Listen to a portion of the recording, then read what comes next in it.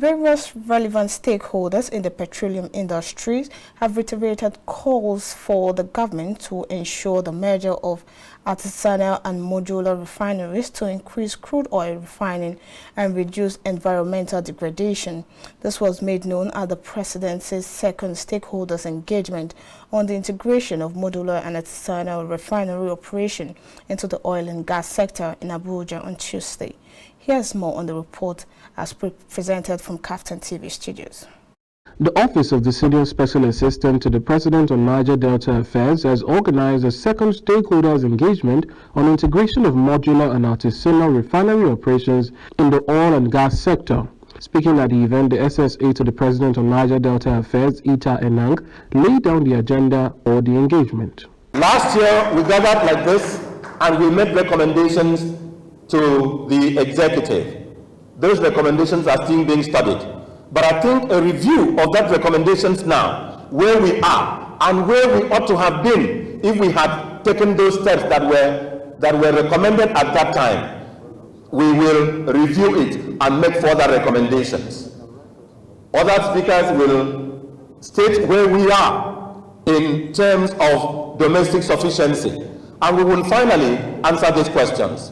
Is Nigeria, are Nigerians refining petroleum products like diesel, petrol, kerosene, and other products which we could tap in and get this country out of where we are? One. Two, can we boost up, and do we have the potentials of brushing up these potentials who are engaging in this practice? Three, is the economy of Nigeria in trouble? How much are we generating into the federation account? And if we are not generating much, are the oil drillers drilling enough? How much is getting into the world market, and how much dollars are we getting? Are there some leakages in the course along the pipeline? In his contributions, the Vice Chancellor of the Federal University of Petroleum Resources, EFRON, Professor Akpofure Rimruke, asked to train the illegal refiners at his university. Government has to take an inventory of these domestic refiners, artisanal refiners, send them to the Federal University of Petroleum Resources for training.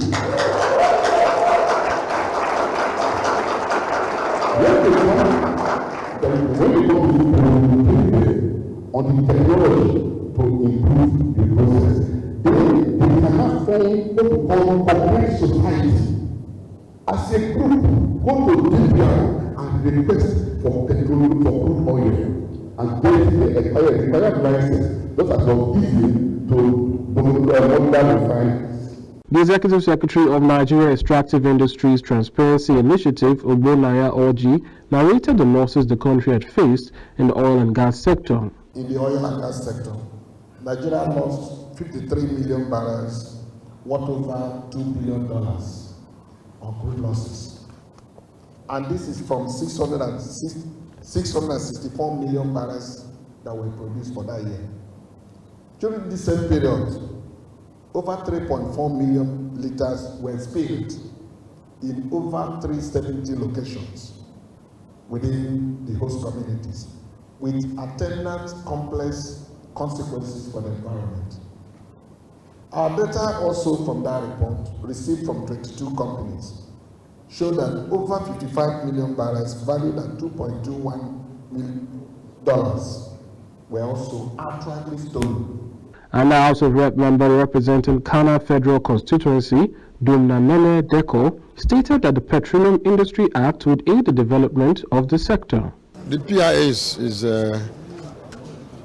already in force, even if it's been, from what I see, part of it is being suspended. That's implementation. But I think that it has the capacity to address virtually all these problems. The reason is very simple. If these young men and women are put together into clusters and are able to get their products, refine and sell in a legitimate manner, I think they will also be part of helping their communities and all of that. And the Petroleum Industry Act will cover them, because the taxes that will need to be paid, the issues of community development and all of that under the host communities funds, they too make contributions to the funds, because wherever they operate, they are going to be able to ensure that those communities are working together with them. What they are producing, we have carried out a research on that, and we discovered that it has less sulfur content compared to what is imported into this country, and subsidy is paid for it. So if they are trained, they are empowered through what we call the Presidential Artisanal Crude Oil Refining Development Initiative, PACODI, that modifies what they are currently doing, gives them the innovation, they will be able to produce what will help the economy to grow. China is thriving today because almost every backyard in China is one small cottage industry or the other.